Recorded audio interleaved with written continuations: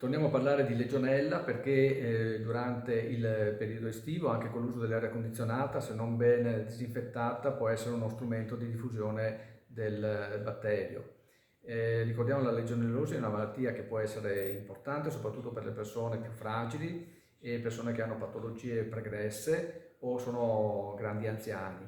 Quindi è importante sempre mantenere bene la parte dell'aria condizionata e l'altro elemento interno alla casa è la rubinetteria, cioè l'acqua, e quindi l'acqua corrente. L'acqua, se è usato poco oppure se ci sono grosse incrostazioni di calcare, può essere una fonte dove i microrganismi si moltiplicano e quindi può essere una fonte espositiva importante.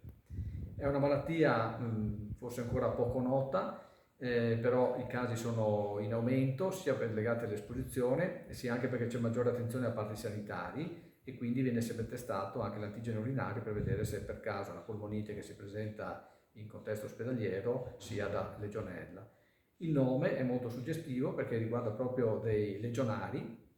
Parliamo di una epidemia avvenuta esattamente 50 anni fa, nel 1976 a Filadelfia, negli Stati Uniti, un incontro di commilitoni, aria condizionata, e su 200 e poco più persone, 34 hanno avuto la legionella. Si è saputo dopo che era una legionella. Inizialmente pareva fosse una malattia legata al condizionamento dell'aria, ma forse legata a sostanze chimiche e quant'altro. Invece la ricerca, lo studio, i medici che si sono applicati hanno identificato il batterio responsabile che da allora, appunto, prendendo nome dai legionari di Filadelfia, si chiama legionellosi.